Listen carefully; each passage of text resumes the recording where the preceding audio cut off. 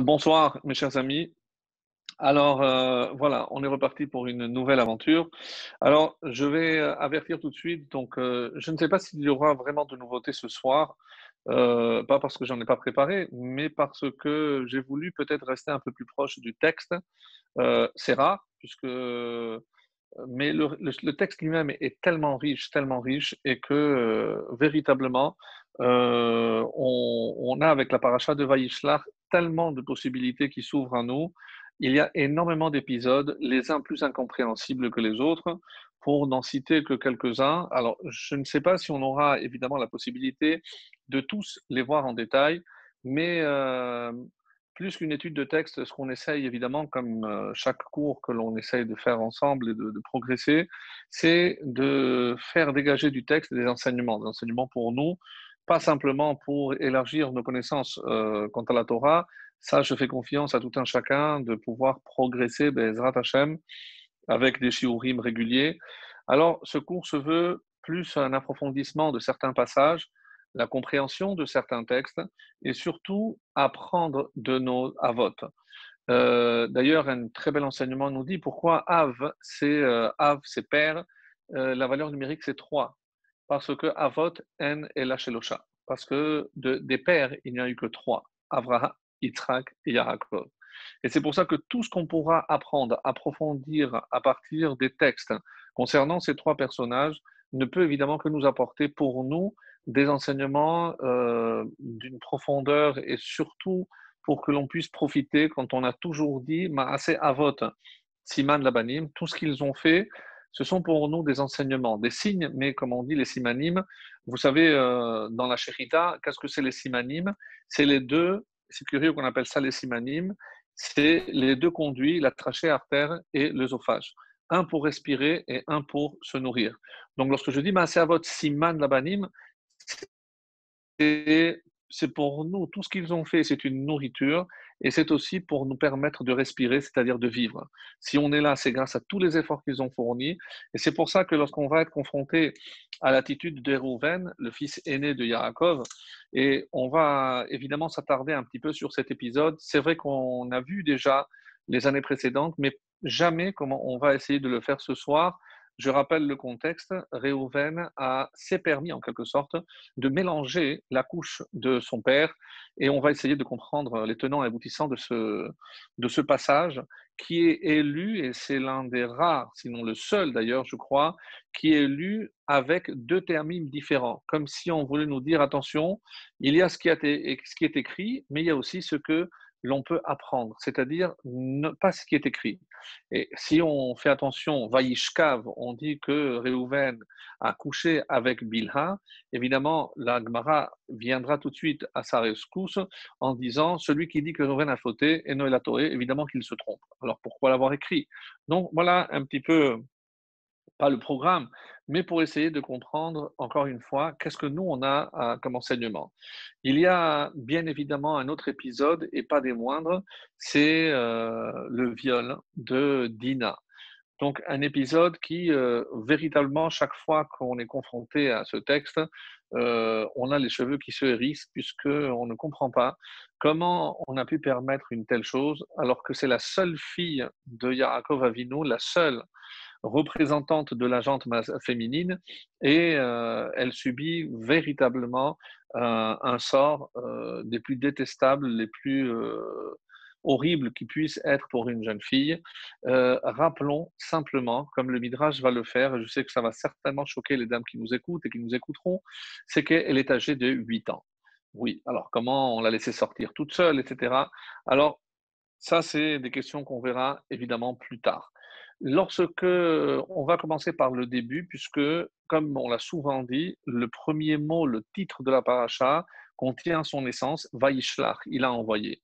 Il a envoyé, donc on est là face à une préparation. À quoi se prépare-t-on?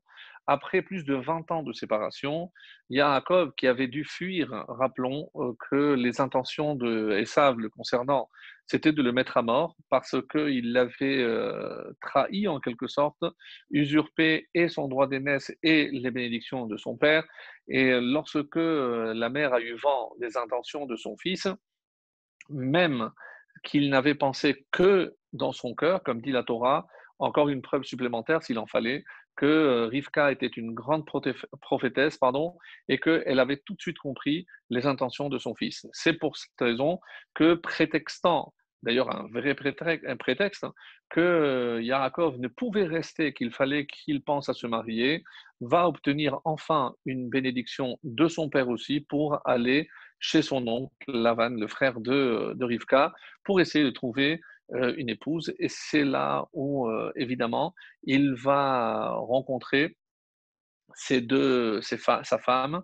Là, il va travailler et une fois qu'il va partir, donc maintenant, comme on l'a vu les parachutes précédentes, maintenant qu'il a quitté, il se prépare à la rencontre avec son frère Esav, qui l'attendait au tournant. Donc, qu'est-ce qu'on doit déduire de tout cela et comment d'ailleurs Yaakov se prépare-t-il?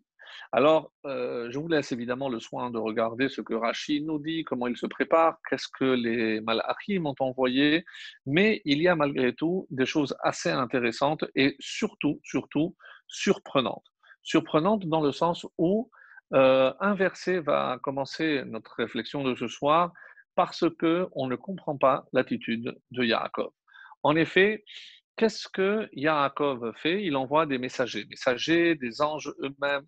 Il envoie des cadeaux, des animaux, il envoie beaucoup de cadeaux et pas d'un seul coup, mais vraiment progressivement pour impressionner son frère. Et ne craignait-il pas de montrer à son fils sa richesse, c'est-à-dire le résultat de son usurpation, parce que n'oubliez pas qu'il avait usurpé la bracha et quelle est la bracha qu'il a reçue à la place de son frère? Yiten lecha ha Elokim. Donc Elokim, c'est des biens matériels. Donc en lui envoyant tout ça, deux intentions peut-être. Voilà, moi je suis prêt à me débarrasser. Ne crois pas que je veuille profiter de cette bracha. Je suis prêt à tout te laisser. Donc prends-le pour toi. D'ailleurs, il va demander qu'est-ce que c'est que ces cadeaux. Euh, et ce n'est pas surtout ça qui nous étonne. Ce qui peut-être nous déçoit, c'est l'attitude de Esav. Pardon, l'attitude de Yaakov à l'égard de Esav. Autrement dit, comment il se comporte? Il n'a aucune fierté. Il dit ton esclave, ton serviteur à plusieurs reprises, et peut-être le plus incompréhensible, en tout cas pour tous nos commentateurs. Il n'y en a pas un qui n'a pas relevé ce verset-là. Verset, on parle, c'est Vayira Yaakov Meod. Donc il a eu très peur, Vayetserlo, et il en a souffert. Donc il se sentait tellement mal, mais pourquoi il a eu peur? Alors, Rabbi Yaakov Bar-I dit déjà dans le traité de Brachot 4a, pose la question, je ne comprends pas l'attitude de Yaakov. Hachem lui a dit, Vayhine anochi imach, mais je serai avec toi. Ushmarticha bechol asher teler, et je te protégerai partout où tu iras. Donc on ne comprend pas. Alors qu'est-ce qu'il avait à craindre? Il avait peur de Esav, il avait peur de mourir. Certains vont dire, comme on l'a déjà entendu dans d'autres circonstances, c'est qu'il n'avait pas peur de mourir, il avait plus peur d'avoir à tuer son frère. N'oubliez pas que les Havot étaient conscients de la responsabilité. Et en quoi consistait cette responsabilité? Essentiellement la réparation des fautes de leur père. Leur père à eux, à Adam, Caïn et Hevel. Comment imaginer que maintenant, il va devoir tuer son frère? Alors on refait l'histoire et dans les mêmes circonstances, pour une jalousie, pour un héritage, pour des biens matériels, on va finir par s'entretuer entre frères, de père et de mère. C'est inconcevable.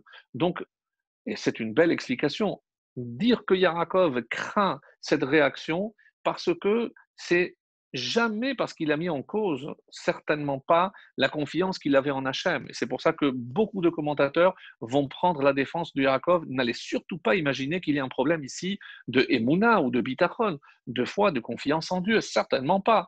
Mais alors peut-être qu'il avait peur pour, comme on va le dire, regardez bien le verset, Veine anochi eimach, moi je suis avec toi. C'est très bien, Hachem, que tu me protèges, moi et tout ce qui est à moi, c'est-à-dire moi et ma famille.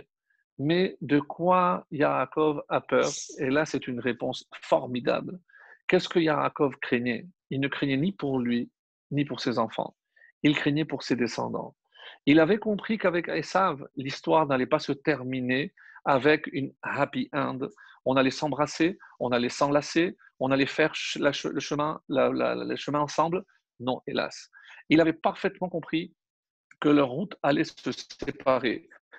Pour preuve, regardez, même si je le fais rarement pendant le cours, mais il se trouve que la haftara de cette paracha est l'ensemble d'une petite prophétie, un des 12 petits prophètes, mais il n'a fait qu'une prophétie. Et toute cette prophétie, c'est-à-dire tout le livre, forme la haftara que nous lirons le Shabbat, accompagnée de cette belle paracha.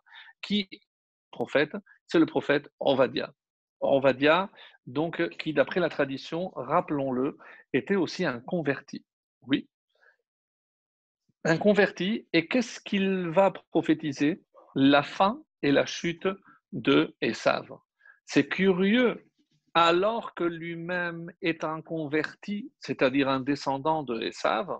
Donc Hachem l'a choisi exprès pour prophétiser la fin et la chute de Esav. Mais, mes chers amis, cette fin de Esav n'était certainement pas proche à l'époque de Yaakov, elle est beaucoup plus proche à notre époque, puisque c'est Acharit Hayamim, c'est la fin des jours, c'est l'époque messianique. Donc nous sommes en plein, nous, 2000 ans après, presque 3000 ans après ces événements, plus que 3000 ans. Donc, et par quoi se termine justement cette Haftara? L'Haftara, donc, c'est qui est la fin de la prophétie de Ovadia. Et d'ailleurs, précisément Ovadia, parce qu'il voulait donner une leçon à Esav. Je t'écoute, c'est très beau comme enseignement. Regarde, Esav, toi, tu as eu la chance de grandir avec un grand-père extraordinaire, Abraham. Un père et une mère extraordinaires, des tzadikim, Rivka et Yitzhak. Et alors que tu as été élevé par deux tzadikim, regarde ce que tu es devenu. Donc, je te montrais que c'est une question de libre arbitre. Parce que j'ai quelqu'un qui a grandi chez le roi Achav et Isabelle, deux Réchaïm s'il en est, ou qui voulaient que du mal au peuple, que du mal aux sages.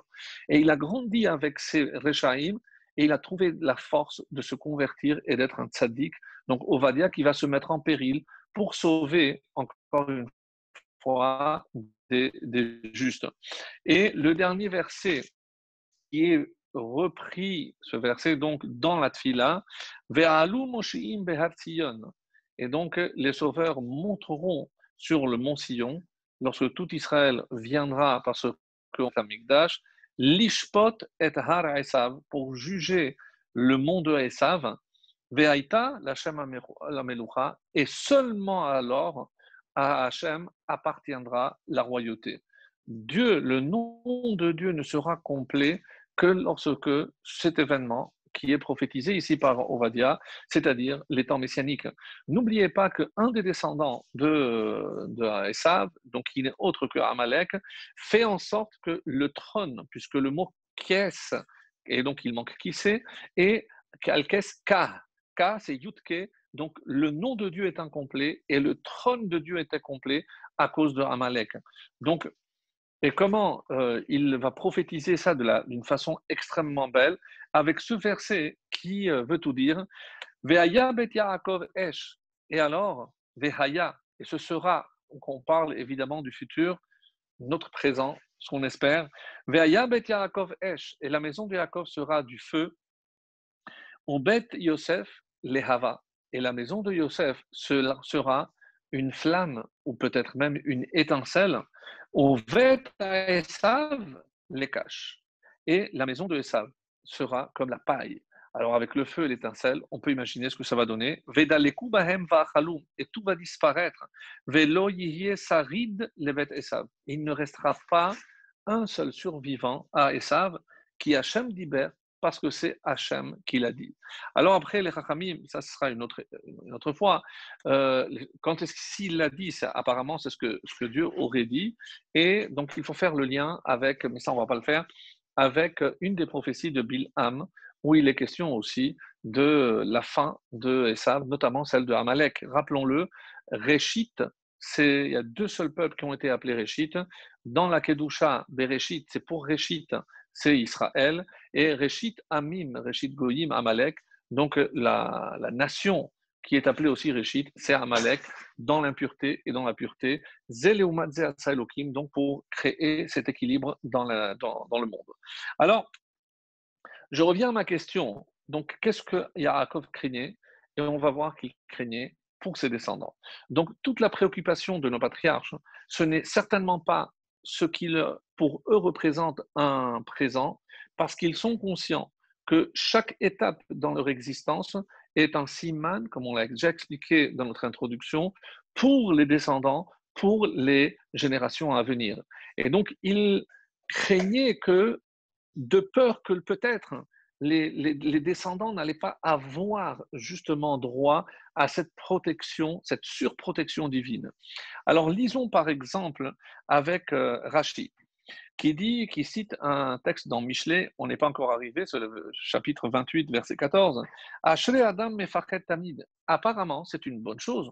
Heureux l'homme qui a toujours peur. Alors, qu'est-ce qu'on peut reprocher alors à ce moment-là à Yaakov?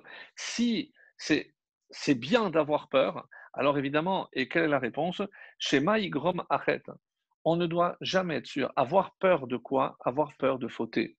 Parce que nul n'est à l'abri, et ce n'est pas parce que je ne suis pas tombé dans les filets du Yetzer Hara que je ne tomberai pas par la suite. Donc, on doit toujours être sur les gardes. Et comment le roi Salomon dit qu'un juif doit toujours rester sur ses gardes? Ashrei Adam mefachet tamid. Il a peur de tomber, il a peur de chuter et de fauter.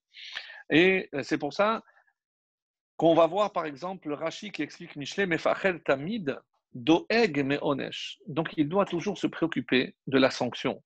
Parce que plus pragmatiquement, sachant qu'un homme va fauter, eh ben, il doit avoir peur, comme la peur du gendarme, parce que sinon on va se prendre une amende.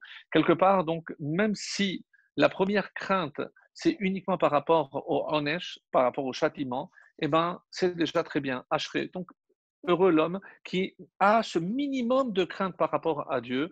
C'est évidemment pas le degré maximal de la crainte. La crainte maximale, c'est de ne pas être à la hauteur, de décevoir Akadosh Baruch Hu. Donc, mais Ashrei, donc, c'est, on va dire, le niveau le plus bas. Par la suite, on va voir que le Malbim dit pourquoi il a eu peur, Vayetzerlo, c'est il souffrait parce que le Malbim, comme vous le savez, il est très terre à terre, très pragmatique, et il souffrait de ne pas avoir assez de bitachon, de sentir qu'il avait peur, et Vayetzerlo, il a eu mal de quoi? D'avoir peur. Donc c'est pour ça qu'il n'était pas bien. Je les lis très rapidement, juste pour que vous ayez la preuve que tout le monde parle de cette question-là. Le Netiv de Vologine va Yetzer lo Yaakov qui hu pachad. Pourquoi va Yetzer? Un petit peu comme le Malbim, donc il rejoint le Malbim dans cette explication. Rabbi Shlomo Ephraim Miluntich, c'est celui qu'on appelle évidemment par son œuvre principale, le Kliyakar. Qu'est-ce qu'il dit? Kol hamachanif lachavero, la sof nofel beyado. C'est une Gemara dans Sota 41b. Qu'est-ce que cela veut dire? Celui qui vante son prochain, les sof nofel beyado, il terminera par tomber devant lui entre ses mains. Et à quoi ça fait allusion? Donc le Kliyakar est beaucoup plus sévère donc par rapport à notre patriarche Yaakov, et il dit Kohamar Avdecha, Yaakov, comment tu te traites toi-même de l'esclave de Esav? Donc, si toi, tu te traites d'esclave, alors Esav te traitera pardon, comme un véritable esclave.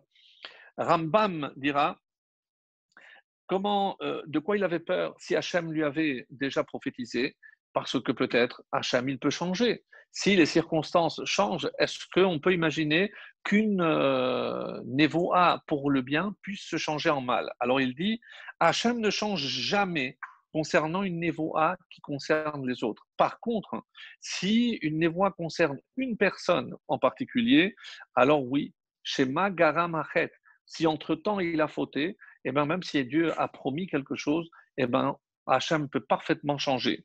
Le Maharsha, donc un commentaire de la Gemara. Donc pour vous dire, donc bon, c'était long, mais pour vous montrer que tout le monde a dit un mot sur cette question-là. Donc le Maharsha nous dit, s'il a déjà épuisé tous ses échouillotes, c'est-à-dire à Yaakov, quand il a vu les quatre femmes, lorsqu'il a vu sa belle famille, la belle réussite, les biens matériels, il s'est peut-être dit, quand Hachem il m'a promis, mais peut-être que ça y est, j'ai épuisé. D'ailleurs, il commence, Katanti, je suis trop petit pour tous les bienfaits que tu m'as octroyés, Hachem, est-ce que je les ai mérités? Donc, il se dit, eh ben, peut-être que j'ai épuisé mon stock de bienfaits de la part d'Hachem. Donc, évidemment, c'est par humilité qu'il agit de la sorte. Donc, ça, c'est le marcha. Et il rajoute quelque chose de très intéressant qui nous concerne, c'est que lorsque Hachem il fait une promesse, même si de tzaddik on est passé à Benoni, la promesse tient. Par contre, si on est passé de tzaddik à racha, là, la névoie, elle tombe. Donc, et il n'y aura pas d'exécution et Hachem ne réalisera pas sa promesse. Quelqu'un que j'aime beaucoup, qu'on ne cite pas beaucoup, Don Yitzhak, c'est un vrai espagnol, Abrabanel, carré, méthodique, et il dit, eh ben, Abrabanel rajoute, mais c'est une peur légitime qu'il a de Esav, et pas, c'est pas par manque de confiance, mais n'oublions pas que Yaakov, il reste humain, et alors, très important, Yaakov ne compte pas sur le miracle. Il savait que Esav avait une supériorité en nombre, en force. Donc, et lui, entouré de ses enfants et de ses femmes, mais comment il aurait pu faire le poids? Donc, évidemment qu'on ne compte pas sur un miracle. Et c'est une démarche tout à fait louable de la part de Yaakov. Ramban expliquera, il va rentrer dans les détails. Tout à fait, il est venu avec 400 guerriers, ne l'oublions pas. Mais bon, on va voir que le chiffre 400, on en avait parlé, pour faire du mal, comme on l'avait vu par rapport à Ephron, rappelez-vous, lorsqu'il a acheté le terrain aussi avec 400 pièces. Alors, il dit à Yaakov avait la certitude pour lui et pour ses enfants. Mais il se pose la question, est-ce que pour les descendants aussi? Donc, et ça rejoint, et vous allez comprendre maintenant parfaitement le lien avec cette fameuse lutte. Donc, juste avant de conclure sur ce premier point, et pour pouvoir faire le lien avec la suite, alors, vous avez remarqué que là, j'ai pris une montre, donc j'espère ne pas trop dépasser, mais voilà, il y a des choses vraiment magnifiques. Alors, comment se présente Yaakov et quel est le discours qu'il fait à son frère Esav. Et il lui dit, Im Lavan Garti. Alors tout le monde connaît Lavan Garti. Garti, c'est les lettres de Tariag et j'ai accompli les mitzvot. Mais moins connu, ce sont les commentaires du Baal HaTurim sur ce verset et sur ce mot. Alors c'est curieux parce qu'on serait attendu à ce que ce soit lui qui explique la gématria de Tariag, les 613. Non, ça c'est Rashi qui le dit, donc il ne s'occupe pas de ça et on va l'écouter attentivement parce que c'est un point qui rejoint un des commentaires que je vous ai rapporté. On dit Vaechar ad ata et j'ai été retardé jusqu'à maintenant et déjà le Balatourim commence à nous annoncer la couleur. Qu'est-ce que c'est ata? Vaechar ad ata, dont on se dit mais il a tardé, mais ça y est, il va rencontrer Esav. Non mes amis, la rencontre définitive avec Esav ne se fera qu'à la fin, au terme de l'histoire des 4 exils. Et comment je le sais? Vaïchar, et je serai retardé à Ad jusqu'à Ata. Et qu'est-ce que c'est? Imken shekiyam tia mitzvot, boy lachem imi. Non. Qu'est-ce que c'est Ad Ata? Kelomar, ani tzarer, atzarir lit acher. De toute façon, je dois être retardé jusqu'à que passe à Ata. Et qu'est-ce que c'est Ata? Ayin 70, c'est les 70 ans de l'exil de Babel, destruction du premier temple. Tav 400, c'est les 400 années de l'Égypte, de l'exil d'Égypte. Vehe 5, c'est 5 millénaires. Donc on ne parle, tant que ces 5 millénaires ne sont pas passés, donc comment le Balatourim, dans un mot, nous a déjà tracé l'histoire de la rencontre entre Yaakov et Esav, qui ne se fera qu'au terme de 5 millénaires. Donc 5 millénaires plus le millénaire où il se trouve, donc nous sommes dans le millénaire des retrouvailles. Et alors, et il dit, Veyavo el Fashishi, viendra le 6e millénaire, Shehem Yemot Hamashiach. Et là commenceront véritablement les temps messianiques. Tiens, comment, encore une fois, le Baal fait directement le lien avec le dernier verset de la Haftara que nous avons lu tout à l'heure. Et qu'est-ce qu'il dit? Donc, et là, ce sera la véritable rencontre sur le mont Sion avec le troisième Beth Amikdash. Davar Acher, Garti. Maintenant, on s'arrête sur ce mot Garti. J'ai séjourné, c'est curieux puisqu'on n'a pas vu souvent Darti, Yashavti, Garti, chez Haïti Imlavan, chez Ayali Imo Tigra. Tigra, c'est des disputes. Va'ani Ish Riv, Ubal Milchama. Donc, si j'ai tenu tête à la vanne, ne crois pas que j'ai peur. Donc, ici, Balatourim va évacuer tous ces commentaires qu'on a mis une demi-heure, non, un peu moins, à expliquer. Il dit non, non, non, non. Il n'a pas peur parce qu'il tient à avertir son frère. Attention, si tu viens pour la guerre, eh ben, tu auras la guerre. Et c'est ce qu'il dit. Vehakol kedele afrido. Et c'est évidemment pour faire peur à Esav. Tes 400 guerriers ne m'impressionnent pas. Parce que moi, je viens aussi avec 20 ans d'expérience du plus roublard qui a essayé de me troubler, c'est évidemment Davan. Alors il dira aussi, Garti, Bishvil Yaakov Yare Me'esav Ukrao Adoni. Pourquoi il a dû l'appeler Adoni?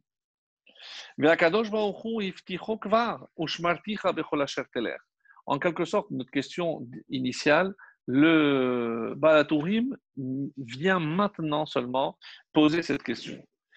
Parce que tu as dit Bishvil Yaakov Yarem Esav, à cause de cette peur, donc maintenant on passe à une autre explication, et Balatourim va être extrêmement dur avec Yaakov. Il a dit parce que tu as eu peur, alors qu'est-ce qui va se passer? Alors que Dieu t'avait dit je te protégerai.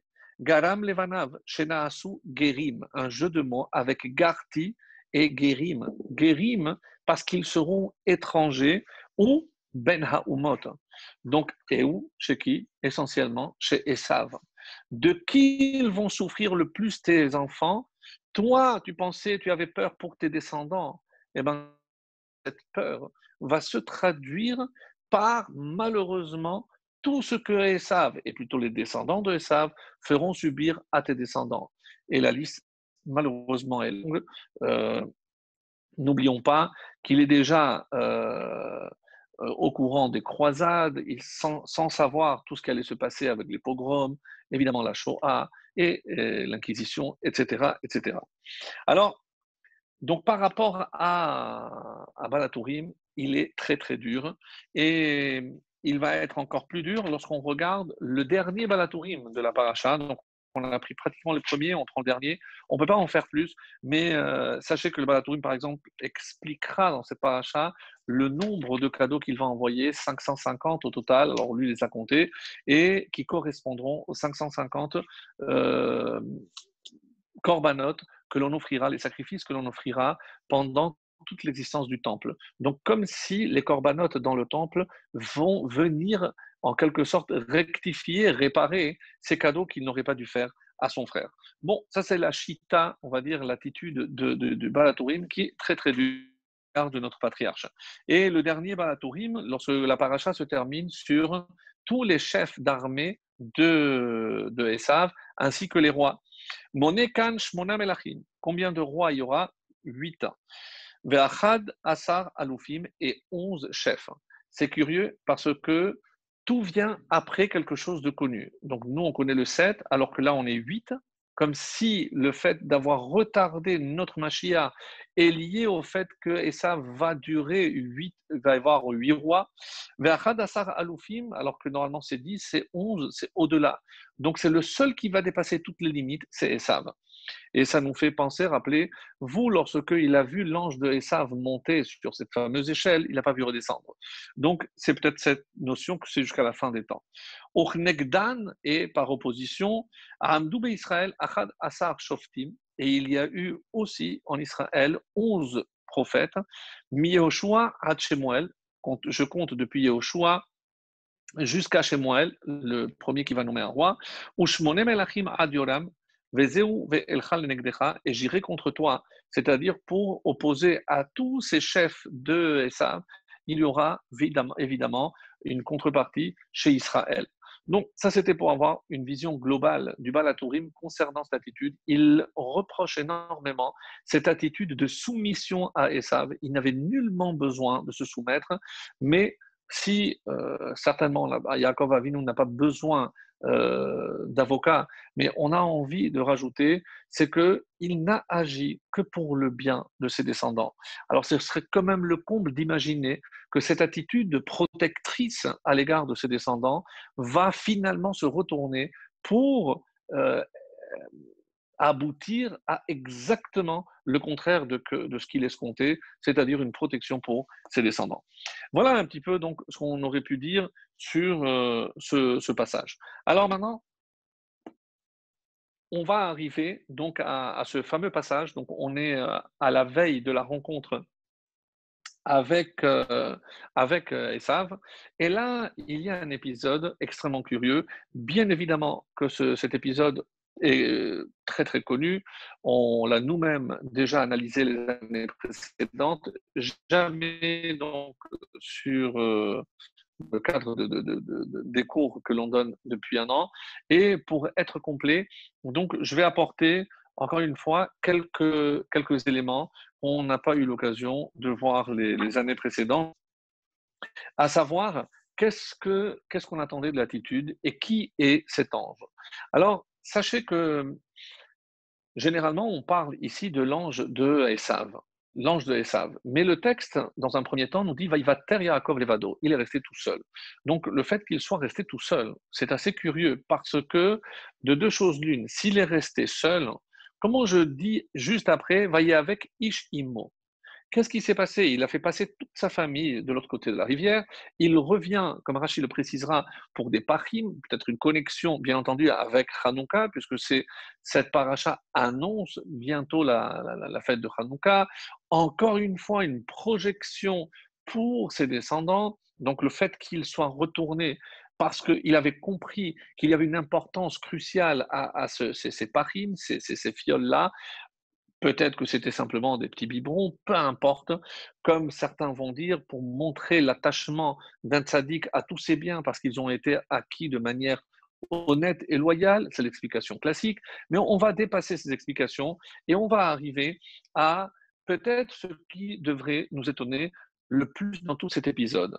Si on considère que cette lutte, c'est une lutte épique, parce qu'elle présage bien sûr de la rencontre avec Esav qui est tellement, on va dire, importante pour déterminer le futur des descendants de chacun, à savoir ceux de Yaakov et ceux de Esav. Alors, si je dis que c'est un épisode des plus importants, en tout cas, avec celui qui a les plus de conséquences sur le sort des descendants des uns et des autres, donc on doit marquer. Est-ce qu'on peut parler d'abord d'une victoire? Est-ce que je peux dire que Yaakov est sorti victorieux? D'après les dires de ce fameux ange, oui, qui sarita emelokim veimadam, parce que tu as lutté contre Dieu et contre l'homme, et tu es sorti vainqueur.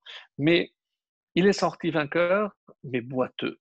N'oublions pas qu'il va boiter al-kaf hayarer, donc il va le blesser à la hanche. Mais est-ce que la hanche, comme on l'a déjà vu désignée dans la Torah, ne désigne pas peut-être la partie intime? Et que symbolise à ce moment-là? Pourquoi il est boiteux? Pourquoi ce serait cette partie-là qui l'a touché? D'après un sens le plus simple, évidemment, c'est parce que si véritablement Yaakov avait quelque chose à se reprocher, eh ben, c'est évidemment le fait d'avoir épousé deux sœurs. D'ailleurs, euh, il y a, je crois que c'est le Ben Ishraï qui nous dit quelque chose de très beau, quand il lui dit Mi el elefanecha, mi el elecha, qui sont ceux-là? Donc, quand il pose la question, et, et il donne une réponse très intéressante, le Balatouri, le Ben Ishraï. Alors, il dit, quand il lui demande Mi el elah, qui sont ceux-là pour toi? Alors, on fait remarquer que Mi ele, c'est les lettres c'est le Ben Ishraï, c'est les lettres de Elohim. Alors, Mi el lecha, otiot Elohim, lecha. Veiten lecha Elokim. Donc, alors finalement, c'est toi qui as pris toute cette bénédiction. Et il dit non, elle, c'est aussi les lettres, les A. Qu'est-ce que nous explique le Ben Ishraï, par exemple? C'est qu'est-ce qu'il voulait chercher à Esav? C'est le point faible de Yaakov. Et pourquoi Léa? Mais toi, tu devais épouser Rachel. Qu'est-ce que tu fais avec Léa? Mais si tu as épousé deux sœurs. Alors il dit non, regarde mes enfants. Ce sont les enfants, c'est que Dieu m'a donné gracieusement. Si tu, comme tu le penses, j'avais fauté, tu penses que Dieu aurait récompensé cette union avec des enfants, et regarde tout ça sur mes enfants. Donc, on sent qu'il y a ici une discussion qui est sous-jacente à ces procédés de bonne, on va dire, de bonne conduite, appelez ça comme vous voulez, de l'hypocrisie, comme Esav sait si bien le faire. Donc, et tout au long de l'histoire, tout au long de l'histoire, cette discussion n'est jamais finie. Mais pourquoi c'est les Juifs qui ont tout ceci? Pourquoi ce sont eux qui réussissent cela? Donc, voilà des clichés qui ont commencé avec Esav et qui vont continuer tout au long de ce qu'on va appeler l'antisémitisme, tout simplement. Parce que on va voir que ce guide Hanaché, comme l'appelle la Torah, ce nerf sciatique, très mal traduit, parce que ça ne correspond pas véritablement à un nerf, guide, c'est un membre, bon, peu importe les termes techniques, mais on a compris qu'il s'agit ici d'un symbole. Par quoi on va représenter cette lutte? Par une mitzvah, donc une interdiction, mais qui est finalement un petit détail. Parce que, évidemment, qu'il y a des parties entières comme la graisse qu'on ne mange pas, il y a des animaux tout entiers qu'on ne mange pas. Donc, comment imaginer qu'on va retenir de toute cette lutte épique un petit détail, à savoir, et c'est pour ça que les enfants et les descendants de Jacob ne mangeront pas cette petite partie. Alors, vous êtes en train certainement de poser la question, mais enfin, une petite partie, c'est toute la partie arrière. Je vous arrête en vous disant non, certainement pas. Ce n'est pas la partie arrière qui est interdite, que les choses soient bien claires. C'est le nerf qui traverse une grande partie de la hanche et comme il faut l'extraire par une opération qui s'appelle le nicour d'énervation, je ne sais pas le terme exact, donc parce qu'il faut sortir ce nerf et qu'on va charcuter finalement toute la partie, ça ne sera plus très belle, il n'aura plus une belle présentation, comme ça demande beaucoup de savoir-faire et évidemment, si on confie ça à un boucher, eh ben, il ne veut pas abîmer sa marchandise pour qu'elle ne soit pas présentable. Donc, on a préféré, dans la majorité des pays, de supprimer carrément toute la partie arrière. Mais ce n'est pas toute la partie arrière, je répète, et c'est important parce que la Torah n'a retenu que cette partie qui correspond au nerf sciatique. Alors, regardez par exemple ce que dit la Mishnah dans Choulin qui traite justement de tous ces problèmes de cache-route à la page 99b. Qu'est-ce qui est dit? Guide Hanaché Nohek Bebehema ou Bachaya. Donc, oui, tout à fait, dans des endroits encore où on consomme la partie arrière, comme au Maroc, c'est vrai, on peut trouver, et même ici en Israël, on peut trouver certains endroits qui vendent la partie arrière. Donc, Guide Hanaché Nohek Bebehema ou Bechaya, Beyeler Shel Yemin ou Beyeler Shel Semol. Attention. Donc, maintenant, la Mishnah nous dit que ce guide anaché, donc cette interdiction, concerne la hanche de droite et la hanche de gauche. Il y a eu un doute concernant le côté Ve'enonohek be'of, mais par contre, on n'a pas ce problème-là dans les volatiles parce qu'il n'y a pas ce qu'on appelle la hanche. Il n'y a pas le même problème. L'Agmara dira Rabbi Yehuda Omer, Enonohek ela beyerech achat. Qu'est-ce que tu racontes? D'après l'Agmara, ça ne devrait concerner qu'un seul côté. Pourquoi? Ve'adat machra'at al yamin. Et d'après la logique, c'est le côté droit. Et il va donner l'explication que si quelqu'un qui est droitier généralement, donc va prendre son ennemi avec son bras pour le retirer, donc il va toucher la partie droite de son ennemi. Donc bon, il rentre dans des détails, etc. Mais bon, la halakha évidemment, c'est qu'on ne fait pas de distinction ni à droite ni à gauche. Et c'est comme ça que ça sera rapporté par le Rambam dans les halachot, Ma'achalot Asurot, le chapitre 8. En isur me'atora ella hagid shalkaf ayerech bilvat. Donc d'après la Torah, ce qui est interdit, c'est tout ce nerf qui se trouve sur la hanche. Aval she'ar hagid shelema la me'akav, mais ce qui est au-dessus, par exemple, qui va jusqu'à la moelle épinière, veshelemata, en bas, enoser ela midivre sofrim bilvad, les Rachamim, ne voulant pas prendre de risque, donc ont interdit pas simplement la partie de la hanche, mais tout le nerf d'un bout à l'autre. Et c'est la raison qui fait que c'est une grosse difficulté. Alors, le, le rabbi pose la question suivante, que chez Osim Zecher le Meora Mesuyam, lorsque on va marquer un acte en souvenir d'un événement particulier. C'est-à-dire liot à maskir domé l'inyan aniskar. Donc, on aurait dû avoir le support que l'on va retenir pour les générations à venir doit avoir un lien avec l'événement qu'il vient rappeler. Et la question est très très bonne. C'est-à-dire, quel rapport entre ce guide et la lutte qu'il y a eu entre Yaakov et Esav, qui est pour les générations à venir? Et on n'a peut-être pas dit, mais qui était cet ange? Alors, soit comme Rachi et certains commentateurs vont nous le dire, il s'agit bien entendu de l'envoyé de Esav, parce que, un petit peu comme un émissaire, si tu arrives à vaincre mon émissaire, mon représentant, alors on n'a pas besoin, nous, de se battre, comme un peu Goliath, si vous voyez à ce que je veux dire. Donc, quelque part, ben, ça ne rentre pas dans le texte parce que le texte précise qu'il était tout seul. Alors, évidemment, s'il est tout seul, peut-être parce que c'est ce qui fera dire qu'il s'agit d'un ange. Un ange n'a pas forcément de corps, n'a pas forcément d'aspect matériel, corporel. Donc, mais la Torah l'appelle quand même Ish. Va y avec Ish Imo. Et c'est pour ça qu'une des explications que j'aime beaucoup et que j'avais déjà apporté les années précédentes, c'est que contre qui il a lutté Yaakov? La réponse s'impose d'elle-même, contre lui-même. Parce qu'on a tous une part, non peut-être appeler ça de Esav, Sitno. Rappelez-vous que Yosef est appelé Sitno shel Esav. Sitno, c'est la force qui s'oppose. Autrement dit, quelle est la force qui s'oppose à Esav? Et c'est pour ça que Yaakov n'a pas hésité, une fois que Yosef, le petit Yosef est né, eh bien, il a dit à son beau-père, ça y est, c'est le moment de partir. Quel est le lien? Parce que maintenant, comme dira Rachi, maintenant que j'ai la défense assurée contre Esav, eh bien, on peut y aller.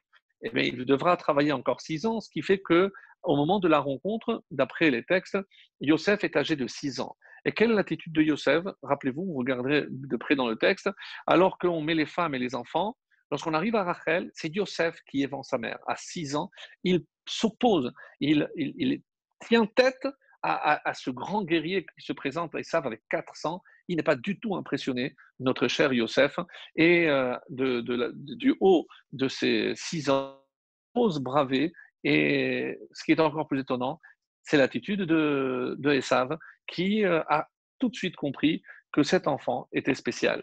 Et comme on le voit, encore une fois dans la Haftara, qui c'est qui va constituer cette étincelle qui va mettre le feu à la paille de Esav? Et quelle image! C'est-à-dire que tout ce qui nous entoure autour de Esav, c'est de la paille.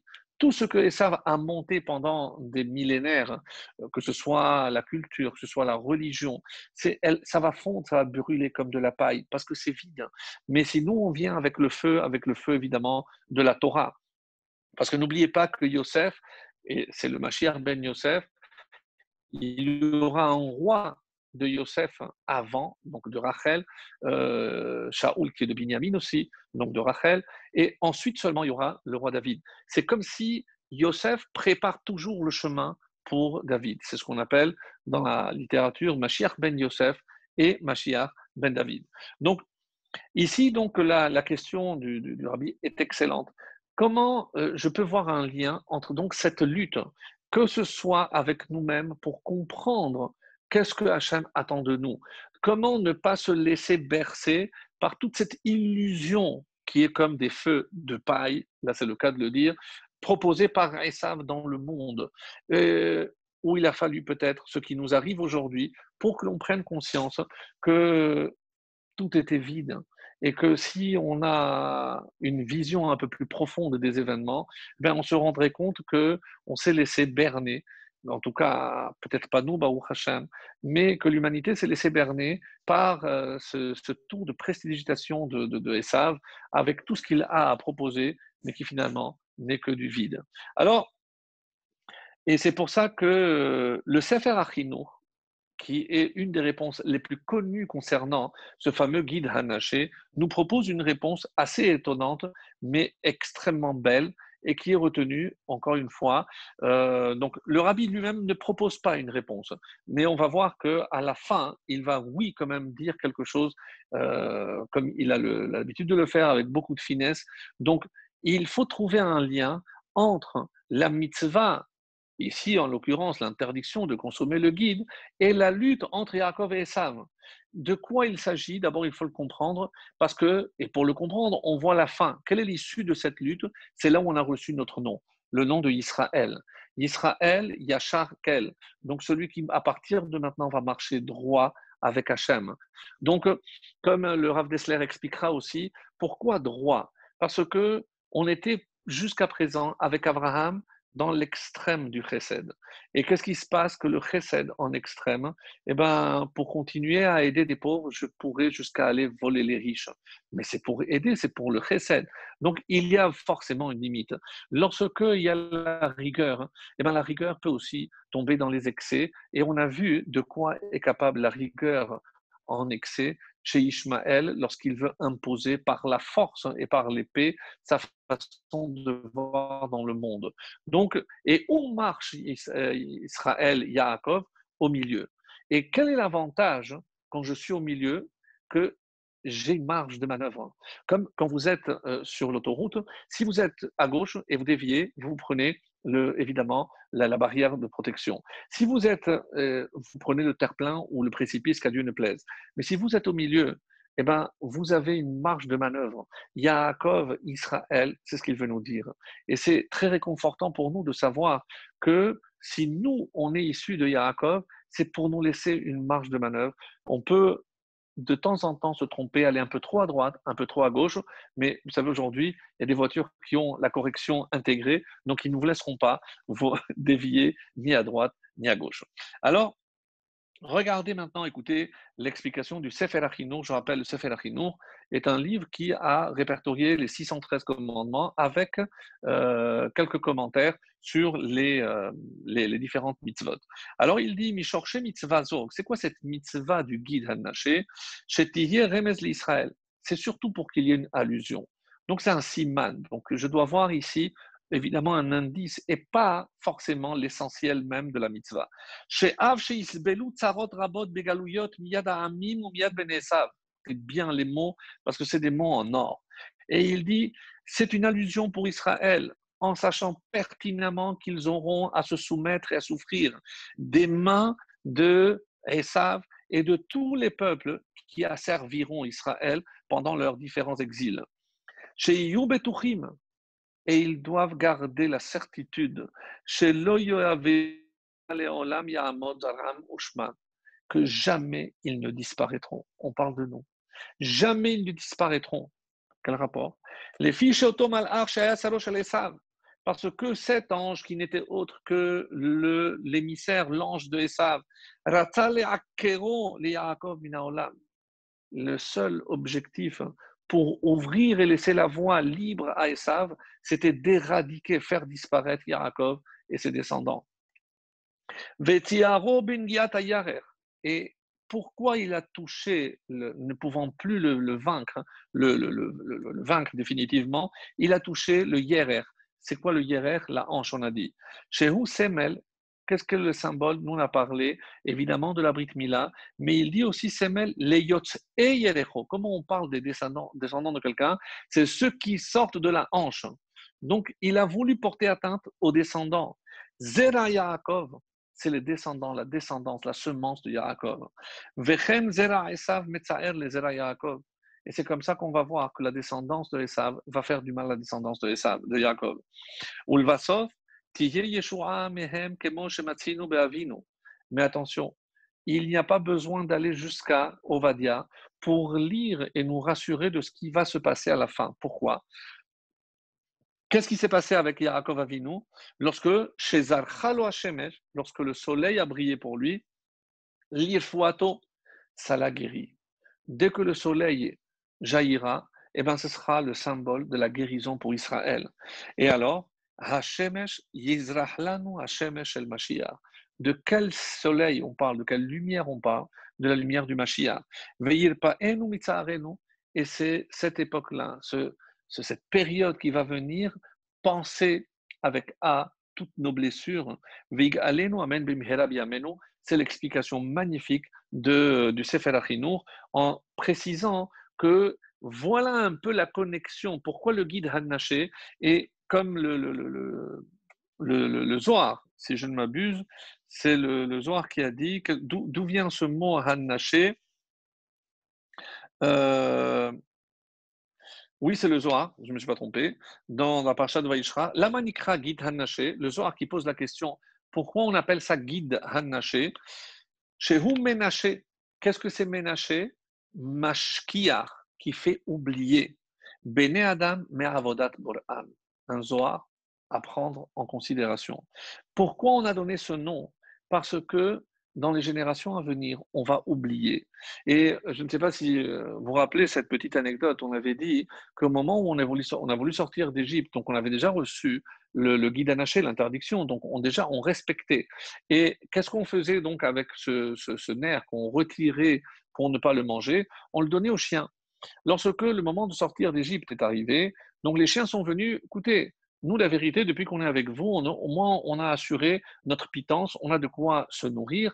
Est-ce que ça ne vous dérangerait pas que l'on puisse emprunter la route ensemble, puisque au moins on a notre subsistance assurée? Pas de problème. Et ils sont allés avec eux, donc on est sorti d'Égypte et les chiens nous ont accompagnés. Et tant qu'on n'oubliait pas, eh ben, on leur donnait, ils mangeaient et on ne les écoutait pas, on ne les sentait pas. Avec le temps, on a oublié et le chien qui a commencé à avoir faim a commencé à aboyer.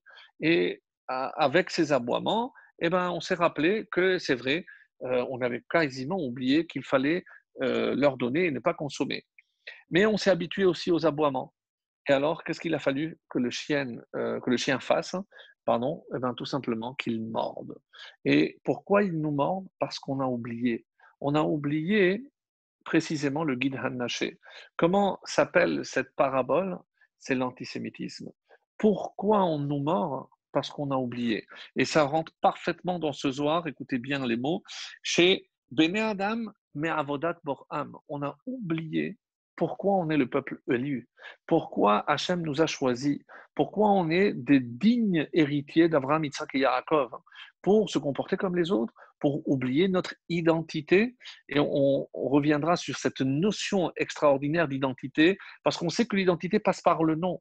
Pourquoi absolument il a voulu retirer? Parce que toi, tu m'as toujours traité de Yaakov, le tortueux, le tordu, Akev. Je dis non, je veux que tu reconnaisses aujourd'hui. Et c'est de la bouche du messager de Esav qu'il reçoit ce nom Israël. Je reconnais que c'est toi qui avais raison, c'est toi qui as marché droit, et le tordu, en fait, c'était moi. Donc c'est une reconnaissance extraordinaire pour comprendre toute l'histoire finalement de l'humanité. Je reviens aux Zohar, et l'ange n'a pas trouvé un autre endroit chez Yaakov que justement cet endroit-là, chez Achol et Gaber, qui koulam ayu chazakim, parce que tous les membres de Yaakov, avec l'accomplissement des mitzvot, étaient forts, étaient intouchables. Yaakov était intouchable. Velo nimtza bahem chulsha, il n'y avait aucune faiblesse. Quoi? Veyaga bekaf yerecho begid anaché. Et alors il a touché ce nerf. Dehainu Yetzer Hara. Parce que chez vous, Minou Mekomo Mishamba Yetzer Shel Adam, où se trouve le centre du Yetzer Hara de l'homme essentiellement, précisément dans la Brit Mila. Et donc, on comprend ici, d'après le Zohar, que l'une des faiblesses, pourquoi il a touché? Parce que malheureusement, il va s'affaiblir à travers la Brit Mila. À travers la Brit Mila, mes amis, pourquoi? Parce que nous, on transmet l'identité à travers justement cette alliance. Et que si je transmets à une personne qui n'est pas apte à recevoir, vous avez compris, donc une femme qui n'est pas d'Israël, et donc je suis en train de trahir cette alliance, je suis en train, comme il a dit, à cause du Yetzer Hara, je risque de ne plus transmettre, d'oublier, et donc le guide Anaché est là pour me rappeler donc cette lutte et l'enjeu de cette lutte. Et c'est ça ce qui est très important. Et vous comprenez que ce n'est pas un petit détail, comme nous dira finalement le rabbi, puisqu'il va revenir, et il va dire, regardez, je passe sur le début, regardez lorsque une maîtresse de maison, comment elle s'occupe de la maison, chaque détail doit être évidemment à sa place. Et si elle a mis ça ici, c'est pour une raison particulière, parce que pour l'organisation, parce qu'elle sait elle saura où retrouver. Donc chaque détail est important. Vous imaginez bien que si c'est vrai pour une maîtresse de maison, à Kadosh Baruch Hu, chaque petite chose, surtout des mitzvot, ce ne sont pas que des petits détails, c'est parce qu'ils ont une importance cruciale.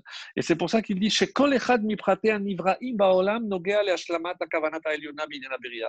donc, c'est comme si Hachem, qui avait une vision globale de la création, évidemment que chaque détail, comme chaque étoile, comme chaque planète, comme chaque être humain, et donc, Ve'ashgarato itbarach hu beofen kazeh. Donc, comme le dira d'ailleurs le Rabbi Pinchas, un des élèves du Baal Shem Tov, il a dit, regardez, Adam Tzarich Le'amin, il faut croire, même un monde, il faut savoir que c'est l'Ashgacha Pratit, que c'est Hacham qui l'a fait tomber. Chez Gazar Liot Munar Sham, c'est parce que ça devait tomber justement à cet endroit-là, parce que ça va peut-être nourrir un petit ver ou un petit insecte. Et voici comment j'ai écouté moi du Baal Shem Tov, dit Rabbi Pinchas Mikorit, l'élève, Yesh Hashgacha Pratit, RTE Munachat Sham, Aksavot Lekan Lekan. Même comment elle va tomber si de cette façon, donc comment elle va être dirigée, c'est aussi une Hashgacha Pratit. À plus forte raison, donc si Hachem s'occupe des animaux, à plus forte raison, évidemment, de l'essentiel, du point culminant de la création, c'est-à-dire le peuple juif. Et alors, que les détails, ce que nous on appelle les détails les plus importants, mais pour nous ils sont insignifiants. Il faut savoir qu'aux yeux d'Akadosh Baruch Hu, chaque petit détail est d'une importance cruciale. Et où je trouve cette notion que même un petit détail peut enfermer énormément d'enseignements et de profondeur, chez puisque c'est finalement ce souvenir que l'on a du sauvetage miraculeux de Yaakov de la main de cet ange. Comment un si grand événement a été retenu par un si petit détail, un petit détail. Les Lamedenu, et c'est parce que c'est pour nous enseigner, chez Gam Prat Tafel Nogea Liklalut Hatzala. Parce que lorsqu'il s'agit de sauver, on sait très bien que le moindre détail est important. Parce que l'enjeu, c'est le sauvetage. On sait très bien, pour des cas de survie et autres, comment on peut, à cause d'un petit détail qui peut paraître insignifiant, mais lorsqu'il s'agit de la survie de Yaakov et de sa descendance. Donc, on doit être conscient que dans ce que l'on applique, et c'est là où je voulais en venir à travers ce petit détail, c'est que chaque mitzvah que je fais, dans les moindres détails, je ne suis pas en train de me montrer plus scrupuleux qu'il ne faut. Non, parce que si j'ai compris l'importance de chaque mitzvah, eh ben, je vais me montrer encore plus pointilleux, parce que je sais que chaque détail entourant cette mitzvah est d'une importance cruciale. Voilà, mes amis, par rapport à cela, en rajoutant un petit point avant d'entamer la dernière partie, si vous me permettez, c'est que dans ce domaine de la lutte avec l'ange, dans ce domaine de cette lutte avec l'ange, comme la Gemara dans Megillah, page 6b, nous dit un texte crucial qu'il faut comprendre, c'est que dans cette bataille, il n'y a pas d'ex-aequo. Dans la lutte entre Yaakov et Esav, ça n'existe pas ex-aequo. C'est pas un par un partout, zéro partout, ça n'existe pas. Et comment le dit l'Agmara de manière magnifique, Amar Rab Nachman bar Yitzchak, Im yomar lecha Adam, charevu Kesar Yerushalayim. Si on vient te dire, tu sais, la ville de Kessar, alors Kessar ici explique les Chachamim, c'est Rome, évidemment, la capitale de Esav. Si on te dit que Rome a été détruite et Yerushalayim aussi, alors quoi? O Yishbu Kesar Yerushalayim, où les deux ont été assiégés, Al Ta'amin. C'est impossible, tu peux ne pas croire. Chareva Kesar Yashva Yerushalayim, que Rome a été détruite et que Jérusalem a été sauvée. Oh, l'inverse, que Jérusalem, leur année a été détruite et que Rome elle a tenu, Ta'amin, ça tu peux croire. Pourquoi? Parce qu'il est marqué, il malea chareva comme Yecheskel, il malea zo chareva, o malea zo charevazo. Donc pour qu'une soit complète, il faut que l'autre soit détruite. Donc pour l'instant, quand on parle de Yerushalayim reconstruite, c'est évidemment avec le temple.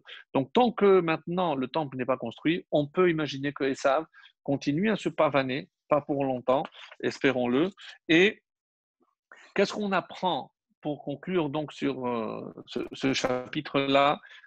Une conclusion que j'ai trouvée aussi très belle, c'est ce qui est marqué dans le prophète Micha. Micha, chapitre 7, le verset 8, qui dit Amrou Razal, nos Chachamim ont dit Il m'allait nafalti lo kamti, il m'allait yashavti bachosher lo ayali or.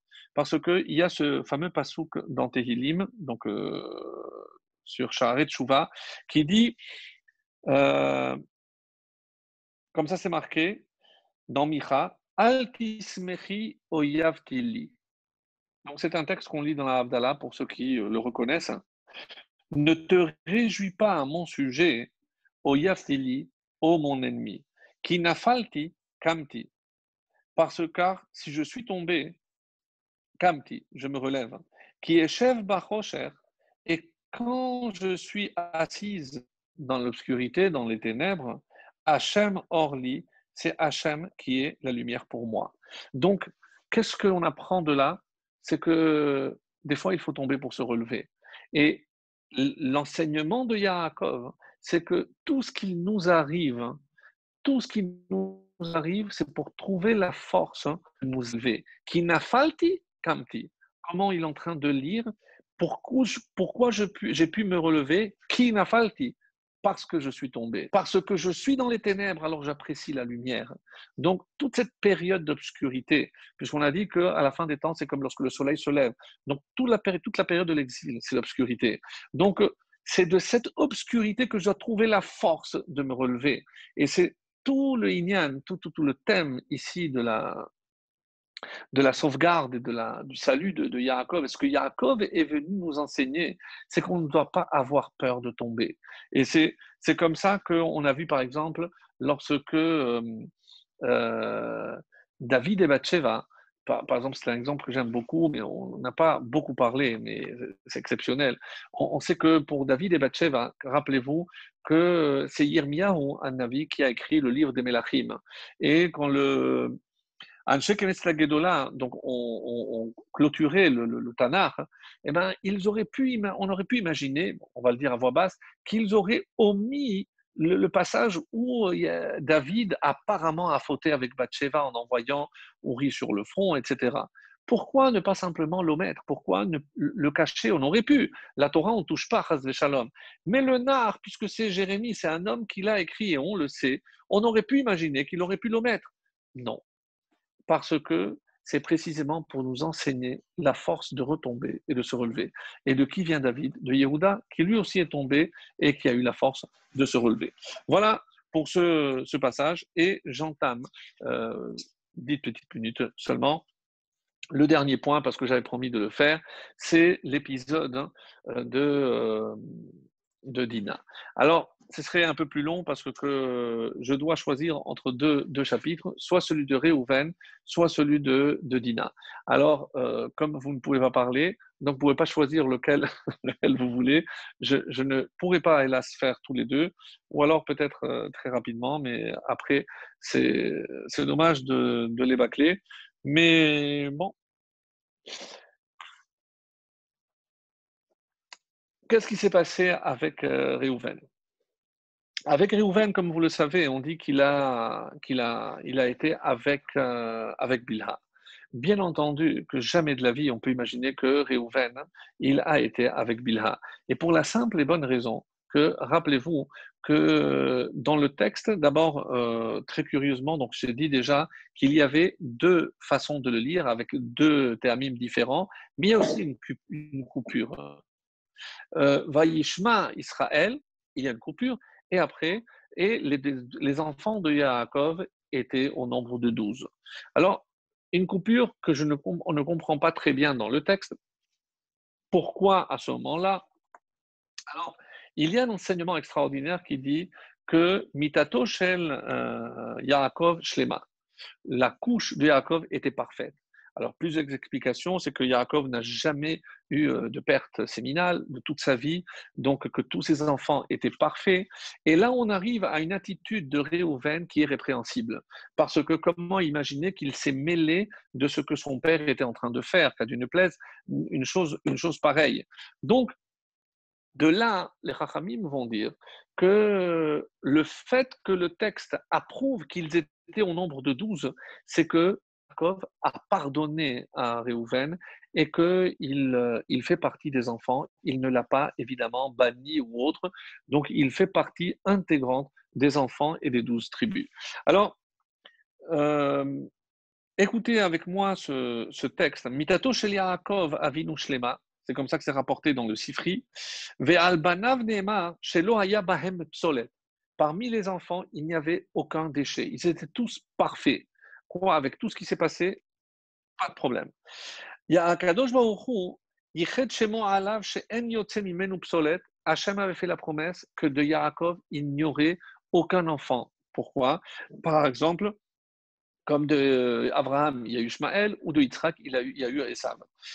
Parashat Hashavua madgima metziut zo halacha lemaaseh bechetmo shel Rouven.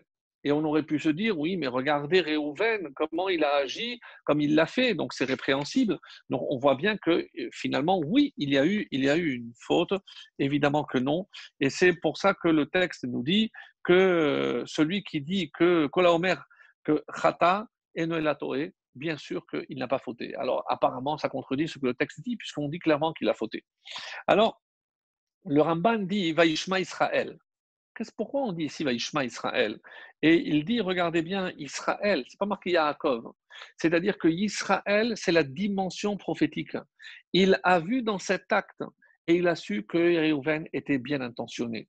Comme on l'a souvent dit, Réhouven a mal fait le bien, mais il n'a certainement pas voulu faire de mal. Qu'est-ce qu'il croyait, Réhouven? Et c'est comme ça que certains commentateurs vont l'expliquer. Euh, à savoir, et c'est le Maharsha qu'on a déjà cité, commentaire sur la Gemara, il apporte ici une explication très intéressante. Et il nous dit Vayu ben Yaakov shnemasar, Reuven lo evin shebilha vezilpa nishtachrefu me'avodatan imsiratan Yaakov. Dans la tête de Reuven, Shifra, qui veut dire servante, c'est le statut qui convenait à Bilha et Zilpa. Pour lui, c'était des servantes. Et donc, les enfants d'une servante sont des esclaves. Donc, lui, qu'est-ce qu'il s'est dit? Comment, à la mort de sa mère Rachel, son père préfère aller chez une servante au lieu de venir chez Léa? Si on ne compte pas les enfants des servantes. Donc, il n'y a finalement que 8, 6 de Rachel, 6 de Léa et 2 de Rachel. Mais si on doit arriver à 12, donc comment il va continuer avec une servante? C'est avec ma mère qu'il doit aller. Donc, c'est ce qu'il a voulu faire Réhouven. Et c'est comme ça que le Maharsha expliquait les Fida de Réhouven, Yote, Shemina, Shvatim, Shmone. D'après lui, il n'y avait que 8. Donc, c'est pour ça qu'il avait dit son père doit aller avec Léa pour atteindre le chiffre de 12. Alors, ça, c'est, on va dire, une explication d'après une certaine lecture. Mais il y a une autre explication moins connue, mes amis, et je sais que ça va surprendre certains, à savoir que on ne devait pas être 12 tribus, mais 13. Comment les 12 constellations, comment les 12 mois, comment on aurait fait avec 13? Alors, n'oubliez pas que lorsque Yaakov lui-même dit, en parlant des enfants de Yosef, qui Reuven ve Shimon Yuli, en parlant d'Ephraim et Ménaché, ils vont être comme Reuven et Shimon. Donc, si je compte Ephraim et Ménaché, même si j'enlève Yosef et je laisse Lévi, combien de tribus on serait? 13. Donc, on était censé être 13 tribus. C'est un avis qui n'est évidemment pas partagé par tout le monde, mais je trouvais exceptionnel. Pourquoi? Parce que symbolise le chiffre 13? 13, c'est la valeur numérique du mot Echad. Echad qui veut dire un. Et pour être un, qu'est-ce qu'il faut? Le ciment. Et c'est quoi ce ciment? C'est Ahava, c'est l'amour. La valeur numérique du mot Ahava, c'est aussi 13. Donc avec la Ahava qui fait 13, on aurait atteint 13 qui sont les 13 tribus. Avec Ephraim et Ménaché, on va réussir. Et c'est comme ça qu'on va être 13 tribus et non pas 12. Mais maintenant, revenons sur cet événement. Vaishma Israël. Et Israël a écouté. Qu'est-ce qu'il a écouté? Alors, écoutez pas, c'est vrai que ça va être choquant, mais il y a une règle, une halakha, que tous les hommes mariés connaissent, c'est celui qui est invité. Je ne parle pas de l'invité par rapport à Hanouka, mais si on est invité avec notre épouse chez quelqu'un, vous savez qu'il y a des règles de pudeur qui s'imposent. On ne peut pas évidemment avoir une chambre ouverte, on ne peut pas s'unir s'il y a quelqu'un de réveillé dans la maison, etc., etc. Donc il y a évidemment plusieurs restrictions. Et qu'est-ce qu'il cherchait Yaakov? Pourquoi Yaakov, cette nuit-là, s'est empêché d'aller chez Bilha? Bilha, qui est la servante, mais encore une fois, on a expliqué que ce n'est pas la servante dans le sens simple, mais c'est la femme. C'est une femme vraiment dans le plein, concubine certes, mais pas, elle n'a plus le statut de servante. Sinon, on ne peut pas considérer les enfants comme des tribus, cela va de soi. Alors, qu'est-ce qu'il voulait, Yaakov? Apporter du nachatoa à Rachel. Donc, il voulait atteindre le 13e enfant. Oui, il voulait atteindre le 13e enfant en s'unissant avec Bilha. Et à ce moment-là, Vaishma Israël. Mais il entend, qui c'est qui traînait autour parce qu'il était mécontent? Il a entendu Réhouven et alors il a dû se séparer de Bilha et il n'a pas pu mener à terme son projet de ce 13e enfant. C'est une lecture extraordinaire, tout à fait nouvelle, que j'ai découverte avec beaucoup et on va apporter une preuve pour notre conclusion qui est encore plus forte et beaucoup plus belle. Même si on doit aller à... Et Vayelech Reuven, donc il a marché, il est allé nulle part, il a marché et alors, Halach Hena Vahena, et alors c'est pour ça Vaishma Israël, il a entendu. Alors, qu'est-ce qui s'est passé? Vaishma, lorsqu'il a entendu, donc il y a eu une interruption, il y a quelque chose qui s'est coupé pendant la paracha, et les enfants sont au nombre de 12, pour nous dire, et pas 13. Parce qu'il a dû couper, il a dû se séparer de Bilha, parce qu'il avait du bruit, et il n'a pas pu mener à terme ce projet du 13e enfant. Il faudra attendre que Yosef lui récupère avec ses deux enfants, et on comprend pourquoi avec ses deux enfants, on arrive au chiffre de 13 pour créer cette union. Et j'avais parlé d'une preuve, une preuve magnifique et très belle. Quelle est cette preuve? Ben, c'est la semaine prochaine. On va voir lorsque Réhouven arrive devant le puits et il voit que Yosef n'est plus. Et il a une réaction complètement démesurée. Alors, on peut imaginer, c'est l'aîné, il est extrêmement triste, bien sûr, tout ce que vous voulez, mais il déchire ses vêtements. Mais si c'est un deuil, alors pourquoi les frères n'ont pas fait la même chose? Et il dit une phrase curieuse, Hayeled enenu. Mais il a 17 ans. On ne va pas dire, on aurait pu dire un nahar. Le jeune homme n'est plus là. Mais qu'est-ce que c'est Yeled, l'enfant? C'est plus un enfant, il a 17 ans lorsqu'il a été vendu. Alors, Vaikra Begadav, c'est comme si il prenait le deuil. Mais n'oubliez pas pourquoi il n'était pas là, parce que, comme Rachid nous le dit, qu'est-ce qu'il faisait? Ayayoshev Sako Betanito, comme il le dit, voilà, Asuk Besako Vetanito. À cause de ce qu'il a fait, il faisait Teshuvah en s'asseyant, il fait Ta'anit parce que Rachid apporte cette explication-là. Alors maintenant, on comprend. Qu'est-ce que ça veut dire que Hayeled? Lorsqu'il voit, il s'est dit, si moi j'ai empêché mon père d'avoir le 13e, alors Yosef, lui qui est la continuité de Rachel, il pourra, s'il a un garçon, eh ben, apporter le 13e. Il ne s'est pas trompé, parce que le 13e viendra de Yosef. Mais maintenant, et comme ça, il pourra réparer sa faute d'avoir empêché son père. Vous comprenez, maintenant, il arrive devant le puits, il n'y a plus Hayeled Eneno. Il n'y a plus cet enfant ne pourra plus venir. Qui? Le 13e. Pourquoi? Parce que, du coup, c'est comme ça qu'il faut lire. Et moi, où je vais faire? Moi, comment je vais faire avec ma faute? Je ne pourrai plus réparer ma faute. Donc, ça rend parfaitement bien avec le texte que nous avons lu cette semaine, avec l'attitude de Réhouven la semaine prochaine, et on comprend qu'ici, on est à la recherche de l'unité du peuple juif. Yosef qui va enfin ramener tous ses frères, c'est lui qui va opérer l'unité. Comme on l'a dit, avant que David ne puisse réunir tous les, tous les, toutes les tribus, Yosef, le fils de Rachel, à travers Binyamin, à travers le roi Shaoul, a commencé cette œuvre de réunion, de réunir le peuple. Parce que si le peuple n'est pas uni, mes amis, le Mashiach ne peut pas venir. Et c'est cet enseignement, je pense, le plus beau que l'on peut retirer. Si on fait preuve de cet amour, on ne peut pas continuer à se chamailler. Il faut réparer cette faute, la vente de Yosef, la haine de Yosef.